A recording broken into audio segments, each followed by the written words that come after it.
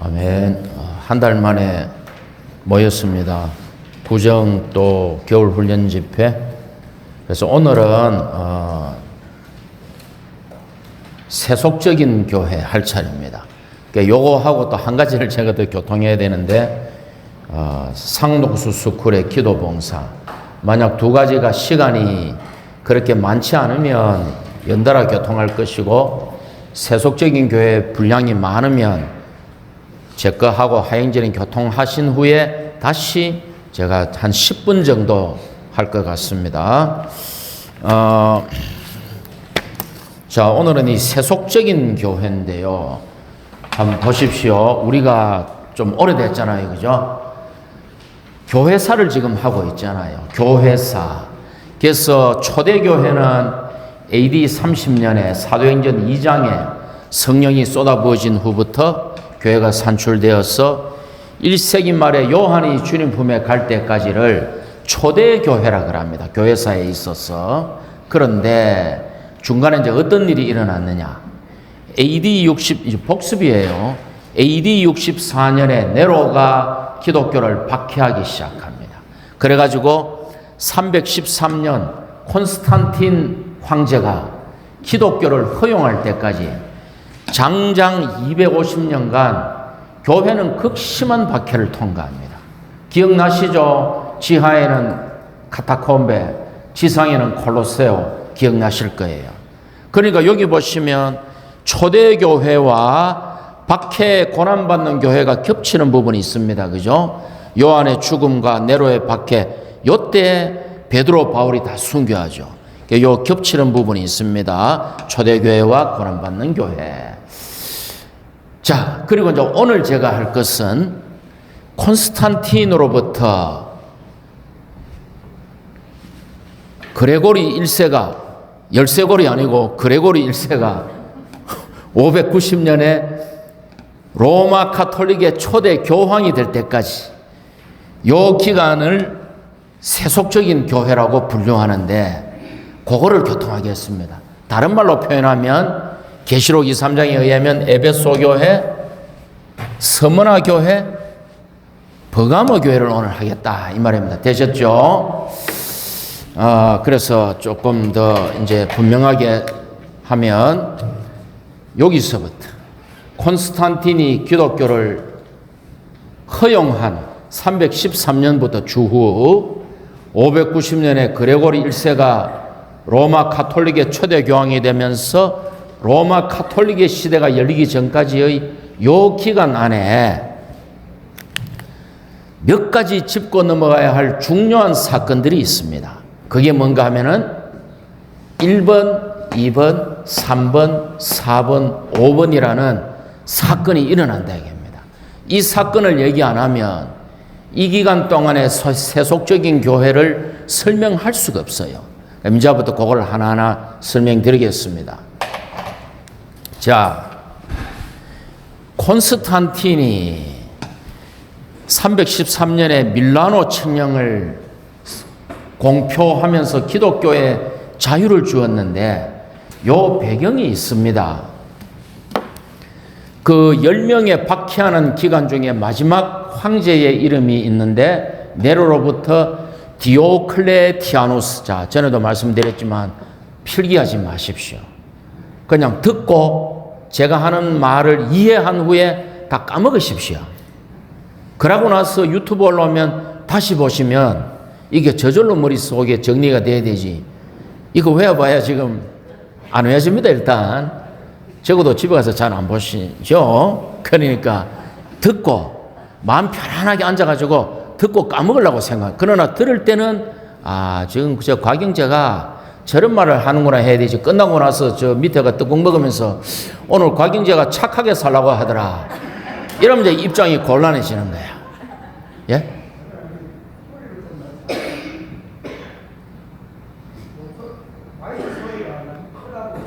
예. 알겠습니다. 마이크를 좀 이렇게 띄우고 가겠습니다. 자, 그래서 10명의 황제 중에 박해받는, 교회를 박해한 마지막 황제가 있었어요. 그의 이름이 디오클레티아누스 황제입니다. 그런데 이 디오클레티아누스 황제가 다스릴 때 이미 로마 제국은 기울고 있었습니다.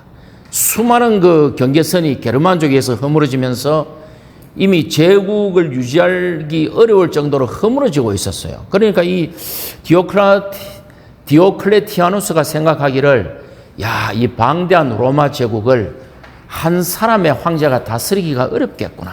그래서 지중해입니다. 그죠?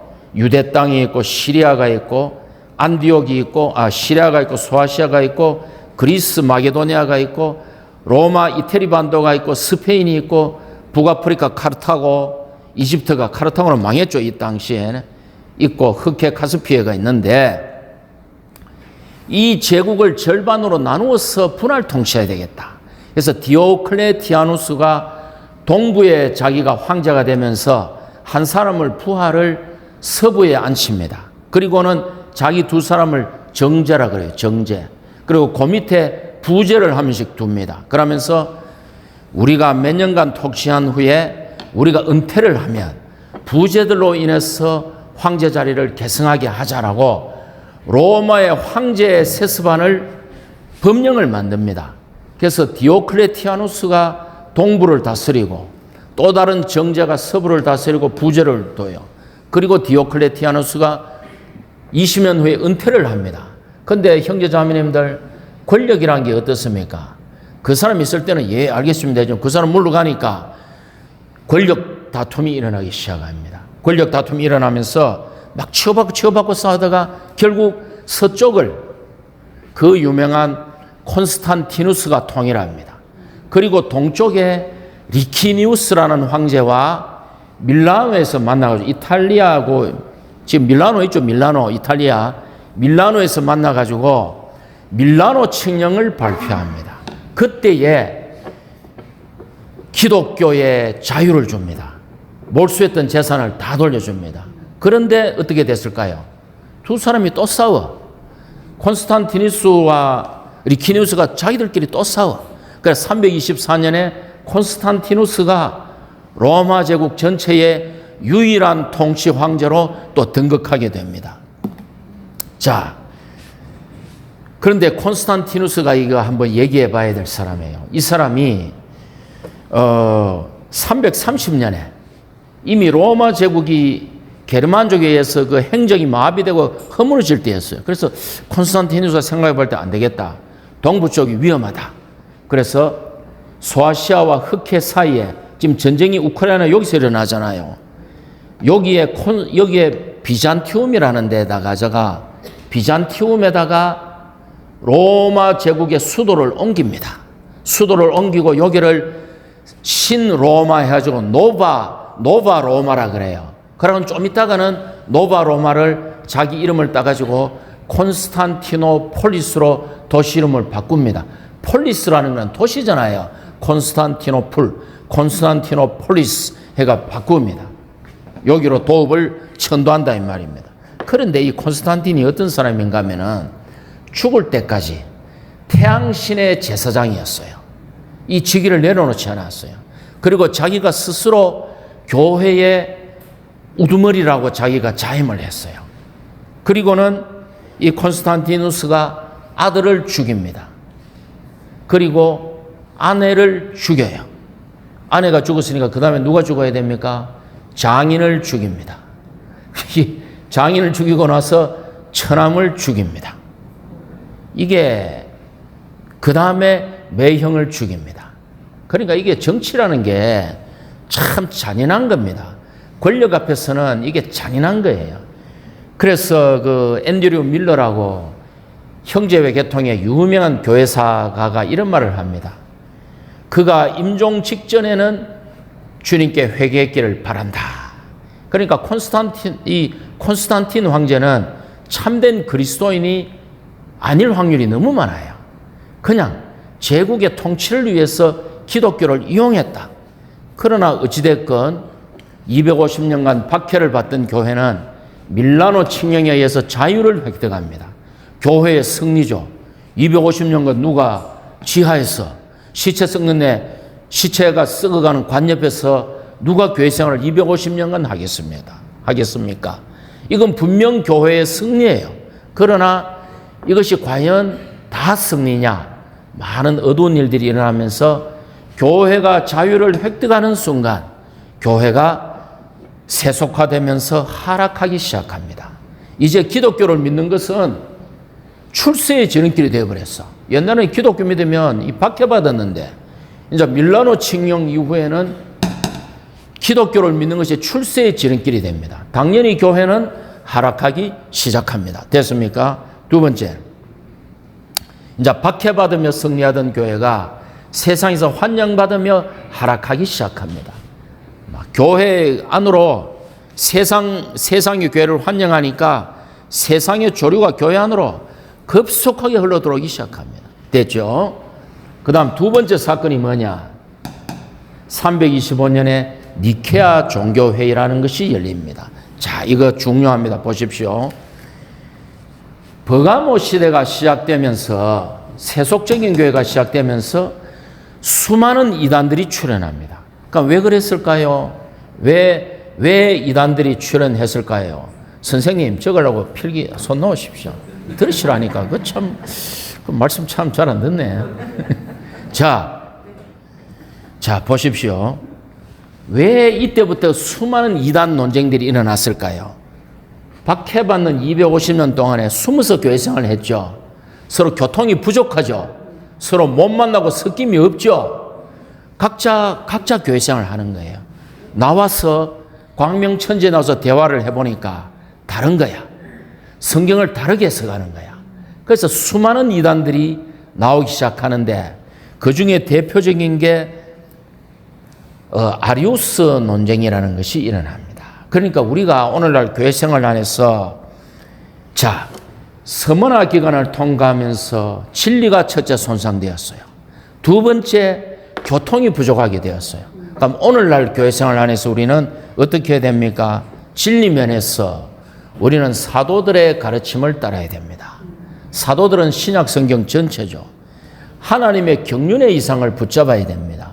이걸 못 붙잡으면 과정을 거치고 왕이되신 삼위일 하나님이 구속되고 거듭난 세 부분으로 된 사람 안으로 분배되어 하나님이 사람 되시고 사람이 생명과 본성에서 하나님 된다는 이 하나님의 경륜의 이상을 못 붙잡으면 믿는 사람들이 이상한 소리 하기 시작합니다. 예수 믿으면 복 받는다. 예수 믿으면 출세한다. 예수 믿으면 부자 된다. 예수 믿으면 병 안 걸린다. 우리는 그리스도인으로서 옳은 것을 위해 살아야 된다. 이 사회의 부조리를 바로잡아야 된다. 우리는 많은 선행을 해야 된다. 전부 헛소리입니다. 아시겠습니까? 잘 알고 계시면 전부 헛소리입니다. 그래서 하나님의 경륜의 이상을 붙잡아야 돼요. 하나님의 경륜의 이상을 붙잡으면 고난도 의미가 있어요. 주여 이 환경을 통해서 제게 주님 또 주님 자신을 분배하심을 감사합니다. 이래 되는 거예요. 또 뭡니까?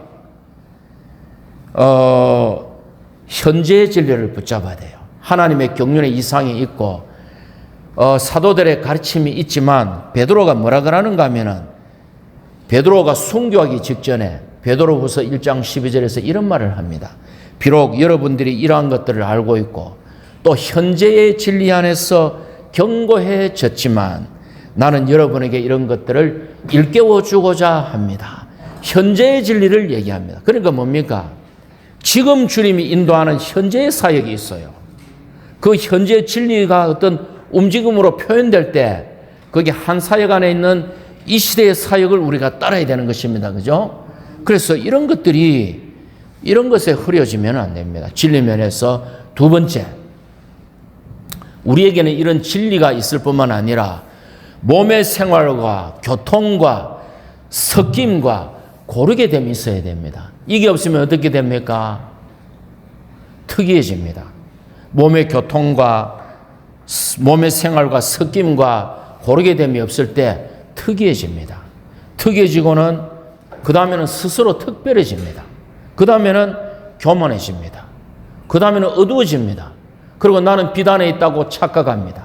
나는 이기는 자라고 착각하기 시작합니다. 몸의 생활과 건축에 어려움을 주기 시작합니다. 그렇기 때문에 반드시 우리가 진리의 면과 몸의 생활에서 균형이 잡혀야 됩니다. 자, 그 다음 이제 아리우스 논쟁으로 넘어갑니다. 여기 북아프리카에 있는 북아프리카 이집트에 있는 알렉산드리아라는 데에서 알렉산더라는 주교가 있었어요. 이 알렉산더라는 주교 밑에 아리우스라는 사제가 있었어요. 두 사람 사이에 논쟁이 일어납니다. 이게 그 유명한 아리우스 논쟁이에요. 그 유명한 아리우스 논쟁. 이 아리우스라는 이 사제가 뭐라 그러는가 하면은 예수 그리스도, 제 말 지금 잘 들어보십시오. 예수 그리스도는 하나님의 아들이다. 맞습니까? 아들은 아버지로부터 산출되었다. 맞죠? 그런데 아들은 아버지로부터 산출되었으니까 아버지가 아들을 산출하지 않은 시기가 있었다. 이상해지죠? 그렇기 때문에 아들이 존재하지 않던 시기가 있었다. 그래서 아들은 완전한 하나님이 아니다. 아들의 신격과 아버지의 신격 차이에는 신격에서는 물론 차이가 나지만 본질에 있어서 차이가 난다. 이게 오늘날 여호와 증인의 말이에요. 자, 히브리서 보면 예수 그리스도는 하나님의 영광의 광채시요 본체의 형상이시죠. 그러니까 보이지 않는 하나님이 존재하는 순간 아들이 있는 거예요. 왜? 말씀으로 태초에 말씀이 계시니라. 이 말씀이 하나님과 함께 계셨으니 이 말씀이 하나님이시니라. 제가 사람으로 태어나는 순간 무언가 말하게 돼 있어요. 어릴 때는 응애 하든지 제가 사람이 되는 순간 제 말은 동시에 존재해요. 숨을 쉰다든지 이것도 우리 어떤 감정의 표현이잖아요. 저 자매가 나를 와 저래 괴롭히노라든지 저 형제가 나를 와 이래 자꾸 좋아하노라든지 뭐 형제끼리 예를 들어서 이거 감정의 표현이잖아요. 그러니까 하나님 아버지가 존재하는 순간 아들은 동시에 존재했어요. 근데 아리우스는 아들은 아버지가 낳았기 때문에 아들이 존재하지 않던 시기가 있었다. 이게 아리우스 논쟁이에요. 막 싸웁니다. 그 알렉산더 주교와 그 밑에 그 아리우스 사제 사이 막 싸웁니다. 야, 이제 큰일 났거든. 워낙 유명한 사람들이 해놓으니까 제국에 있는 그리스도인들 사이 막 의견 견해가 차이가 일어나는 거야. 그래서 콘스탄티누스가 생각해 보니까 야, 얘 이 논쟁 때문에 로마 제국이 분열되겠구나. 그래 둘이를 불러요. 불러가지고 얘들아 화해해. 화해를 안 하는 거야. 그러니까 콘스탄티누스가 요 인근에 있는 니케아라는 곳에서 전체 그리스도인 지도자들을 다 소집합니다. 300명이 모였어요. 그게 니케아 종교회의예요. 그런데 결국 해결이 됩니다. 누가 해결하느냐? 북아프리카 알렉산드리아의 알렉산더 주교를 누가 도와주느냐? 알렉산더 주교 밑에 아리우스 사제 밑에 아타나시우스라는 부사제가 있었어요. 아타나시우스 아는 분 손 한번 들어보십시오. 이름은 들어보신 분 손 한번 들어보십시오. 야, 이거 했는데. 그렇지. 아타나시우스가 한 계시의 초반을 한번 얘기해 보십니다. 시작. 하나님이 사람 되시면 사람을 신격에서는 아니지만 생명과 본성에서 하나님이 되게 하려 하심이라. 이걸 말한 교부가 아타나시우스입니다. 아타나시우스에 대해서 한번 들어본 사람 손 들어보십시오. 다들이 아직 방금 들어봤잖아. 아이 참, 손 내리십시오. 예. 자, 이 아타나시우스가 이 문제를 해결해요. 그 아리우스는 이단 판정받아서 쫓겨나 버려요. 물론 나중에 아리우스가 또 박해받아 또 쫓겨납니다. 어쨌건. 그런데 여기서 한 가지 문제가 생깁니다. 문제가 생기는 게 황제가 니케아 회의를 소집했죠. 아멘? 그때부터 교회의 수장이 되어버립니다. 이 황제가 교회의 수장이 됩니다. 자, 자매들 한번 보십시오. 이게 결국 바벨론이에요. 이게 불못으로 끝나요. 계시록 17장에 한번 말씀드리겠습니다. 자, 계시록 17장. 첫째, 큰 창녀가 있어.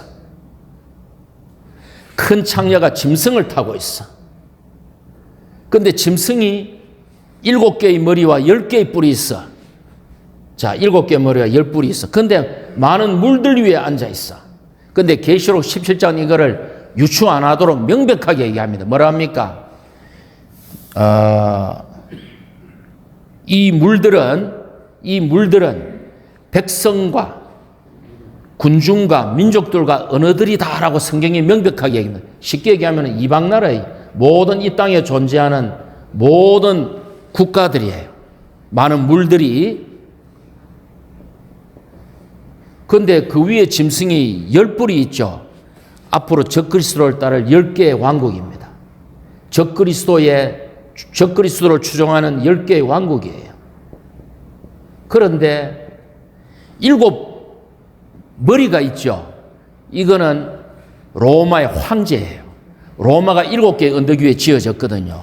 그러니까 이거는 한 명씩 대대로 이어오는 로마의 황제를 의미해요. 10개의 왕국을 거스릴 로마 제국의 부활한 로마 제국의 황제는 적그리스도겠죠. 그 위에 큰 창녀가 있는데 얘가 바로 큰 창녀 로마 가톨릭이에요. 그의 음녀의 딸, 그 딸들 오늘날 크리스텐덤이에요. 자, 그런데 적그리스도가 나중에 자기가 하나님이라 그래. 그러니까 큰 창녀를 미워해서 불살라서 죽여버려요. 이게 대환란 초기에 일어납니다. 종교적인 바벨론 대환란 초기에 박해받아 없어집니다. 박해가 아니죠. 적그리스도에 의해서 멸망하죠. 그러니까 이 보십시오. 이게 정치와 종교의 연합이에요. 이게 정치와 종교의 연합이에요. 그래서 우리가 이 정치와 종교의 연합이 이때 시작한 거예요. 그렇기 때문에 이거는 결국은 계시록 17장에서 이런 종말을 맞이하게 됩니다. 그 마지막은 당연히 계시록 20장에 있는 불못이죠. 니케아 종교회의가 그런 굉장히 안 좋은 어떤 전례를 남기게 되면서 이제 급속하게 정치와 종교가 결합하기 시작합니다. 그래서 정치를 우리가 논할 필요가 없어요. 우리는 하늘에 속한 그리스도의 신정을, 하나님의 통치를 우리는 따르면 됩니다. 그죠? 자, 그리고 또 한 가지 안 좋은 사건이 일어납니다. 로마 제국의 3대 도시. 로마는 정치의 중심이요. 북아프리카의 알렉산드리아는 학문의 중심이요. 소아시아의 안디옥은 상업의 중심지예요. 왜 그렇습니까? 여기 안디옥이 요거예요. 요거. 시리아의 소아시아의 안디옥은 상업의 중심지예요. 왜 그렇습니까? 여기서 물건이 이래 오잖아요. 여기서 이렇게 가잖아요. 동서교류의 교차점이기 때문에 학문의 중심, 상업 경제의 중심, 정치의 중심인데 니케아 종교회의에서 이 세 도시를 주변의 모든 교회를 다스리는 이 세 성의 주교들을 하나의 그 요즘 말로 치면은 전체를 통괄하는 계급제도로 만들어버립니다. 자, 그 다음 넘어가겠어요. 시간이 없네. 세 번째 사건, 기독교를 국교화합니다. 누가? 그래서 이제 콘스탄틴이 다시 제국을 통일했는데 데오도시우스라는 황제가 기독교를 국교화합니다. 자, 국교화하면 어떻게 됩니까? 국교화하면 이제 무슨 말인가 하면은 로마 시민으로 태어나면 자동적으로 그리스도인이 돼야 돼. 이제 예수 안 믿으면 박살나죠. 그게 국교화예요. 예수 안 믿으면 박살나. 월급을 받으면 월급 봉투에서 국민연금 떼고 노인 장기요양복지연금 떼고 의료보험 떼고 11조를 떼가. 그게 국교입니다. 아시겠습니까? 로마 제국의 종교가 국교가 됐기 때문에 이제 기독교는 제국에 종속됩니다. 기독교는 로마의 통치 이념에 나팔수가 되어야 돼요. 교회는 로마 제국의 이익을 대변해야 되고 로마 제국을 하나로 묶는 통치 이념이 되는 거예요. 그게 국교화예요. 그러면 이제 제가 질문 드리겠습니다. 즉시로 많은 누룩이 들어옵니다. 왜 그렇습니까? 자, 저는 상식만 얘기할게요. 그 당시에 로마 제국에 수많은 다신교 사상들이 있었어요. 태양신 숭배, 제우스 신 숭배, 아르테미스 신 숭배, 심지어 로마 시대 때는 부부싸움 하면 부부싸움을 이렇게 중재해주는 신도 있었어요. 그러니까 수많은 이교도들이 있었는데 기독교가 로마 제국의 종교가 되니까 어떻게 됩니까? 황제의 목적은 기독교를 통해서 로마 제국을 통합하는 거잖아요. 그러니까 야, 태양신 숭배자 너도 그리스도인이야. 야, 부부싸움 말리는 신을 믿는 너도 기독교인이 돼. 야, 제우스 신을 믿는 너도 기독교인이야. 아르테미스 여신을 섬기는 너도 기독교인이야 하니까 어떻게 되면 이 사람들이 입에 이래 튀어나오겠죠. 그러니까 어떻게 됩니까? 기독교의 외투만 입히는 게 괜찮아. 너 기독교인 외투를 하나 주고, 영적인 외투를 주고 너 기독교인이야. 너 태양 속으로는 태양신께 기도하면서 겉으로는 이렇게 해. 당연히 그래 되겠죠. 당연히 교회 안에 수많은 누룩들이 들어오기 시작합니다. 그죠? 그리고 대규모 집회 장소가 등장합니다. 그리고 성직자 계급제도의 비중이 점점 커집니다. 그래서 포항교회에서 우리는 그 1년 7차 말씀에 장로동의 기집회 우리 같이 보잖아요. 형제자매들이 장로는 어떻게 해야 되는가 다 알죠? 요 곽영재나 요 김현성 형제가 봉사 시원찮게 하면은 뭐라 그럽니까? 봉사 똑바로 해라 그러죠. 그게 건강한 거예요. 그게 건강하다 이 말이야. 그런데 보이죠? 곽영재하고 김현성이 저 책임자라서 말도 못하겠고 이래 되면 어떻게 됩니까? 교회가 하락하는 거예요. 물론 똑바로 해라 하면서 사태리 잘하면 안 됩니다. 형제님 이런 건 이런 게 좋지 않습니까? 라고 이게 교회가 건강한 거다 이 말이야. 에? 대충 해서 죄송합니다. 자, 마지막이 아니고 이제 395년에 동서로마가 또 분할됩니다. 데오도시우스가 죽기 전에, 기독교를 국교한 데오도시우스가 죽기 전에, 와, 이제 정신없는 거야. 막 게르만족이 막 쳐들어 정신 하나도 없는 거야. 야, 안 되겠다. 얘들아, 아들 둘이에게 동로마, 서로마를 나누어서 통치해라. 동로마의 수도는 콘스탄티노플이다. 동로마의 수도는 콘스탄티노플이다. 서로마의 수도는 로마다. 너희들이 나누어서 제국을 통치해라. 라고 데오도시우스 황제가 두 아들에게 다시 로마를 분할 통치를 시킵니다. 이때 이후로 로마는 영원히 나누어져 가지고 통합되지 못합니다. 그리고 마지막 476년에 서로마 제국이 멸망해 버립니다. 여기서 동로마 제국, 서로마 제국 나누어졌는데 서로마 제국이 멸망해 버립니다. 누구에 의해서? 이 서로마 제국이 멸망해 버립니다. 476년에 게르만 용병대장 오도아케르 혹은 오도바카르에 의해서 서로마 제국이 멸망해 버립니다. 게르만 용병대장의 말이 무슨 말인가 하면은 이때 서로마 제국의 황제의 이름이 로물루스 아우구스투루스예요. 그런데 이 사람의 혈통이 뭐냐? 훈족의 아들이에요. 훈족이야. 희한하죠? 이때 서로마 제국의 황제가 이미 훈족이 이렇게 쳐들어오니까 게르만족들이 혼비백산해가지고 다 들어와가지고 이미 로마를 거의 초토화시켜가지고 훈족이 로마 제국의 황제가 돼 있었어. 그의 이름이 로물루스 아우구스투루스예요. 로물루스라는 늑대젖을 먹고 자란 로마를 세웠다는 전설상의 인물입니다. 아우구스투루스는 작은 아우구스투스 해가지고 로마 제국의 초대 황제, 그 유명한 옥타비아누스 아우구스투스예요. 그러니까 로마를 건국한 로물루스, 로마 제국을 세운 아우구스투스의 이름을 합친 로물루스 아우구스투루스가 미안하게도 서로마 제국의 마지막 황제가 되는 아이러니. 그럼 이를 멸망시킨 오도바카르는 누구냐? 그는 또 게르만의 용병대장이에요. 그가 로마에 군대에 입대해가지고 로마군의 장군이 됐어. 그러니까 이게 로마 제국이 이미 끝장난 거예요.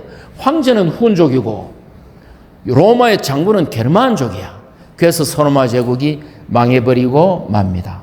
그러면서 어떻게 됩니까? 유럽이 중세시대로 접어듭니다. 서로마 제국이 오늘날에 보십시오. 오늘날에 그리스, 이탈리아, 프랑스, 독일, 스위스, 오스트리아, 발칸반도의 나라들이 있고 스페인, 포르투갈 뭐 이래 있지 않습니까? 모나코 있죠. 오늘날의 유럽의 형태가 서로마 제국이 망하고 중세시대로 접어들면서 이렇게 중세시대가 시작됩니다. 그리고는 그럼 동쪽은 어떻게 되었느냐? 동로마 제국은 원래 요 콘스탄티노플의 수도 이름이 비잔티움이었어요. 비잔틴 제국이라 해가지고 1000년을 더 갑니다. 1000년을 더 가다가 요거는 누구한테 망하느냐? 오스만 투르크에게 망해요. 훈족은 지금 헝가리, 흉노족입니다. 흉노족. 아시아에서 나온 흉노족이에요. 흉노족 아시죠? 다 학교 다니실 때 공부 잘하셨기 때문에 그 훈족에 의해서 서로마 제국이 망합니다. 그게 오늘 흉노족이에요. 헝가리 훈이에요. 훈. 동로마 제국을 멸망시킨 오스만 투르크는 지금 터키인데 돌골이에요. 돌골. 옛날에 우리나라하고 흉노족하고 막 취업하고 싸우고 삼국시대 때 고려시대 때 흉노족하고 막 싸우고 이랬잖아요. 그 나라들이에요. 그러니까 우리나라가 터키 가면은 오 형제요 이라는 게 그거예요. 터키 사람들이. 우리는 하나다. 우리는 형제다 하는 게 그거예요. 그러니까 이제 이게 이렇게 해가지고 오늘은 이 세속적인 교회가 어떻게 세상의 영향을 받으면서 점점 기독교를 허용하고 수많은 이단들이 일어나서 기독교의 정기가 흐려지면서 기독교가 국교화돼서 제국의 이념을 대변하면서 서로마 제국이 멸망하면서 왜 이게 교회의 하락과 관계있느냐? 서로마 제국이 멸망했죠. 황제가 없죠. 어떻게 됩니까? 황제가 없는데 그 역할을 누가 해요? 지금으로 치면 로마 교회의 장로, 로마의 주교의 세력이 점점 커지다가 그것이 결국은 교황이 되는 것입니다. 그때부터 중세는 이제 교황이 주무른 시대가 되는 거죠. 오늘 여기까지 해서 세속적인 교회를 끝내도록 하겠습니다. 아멘.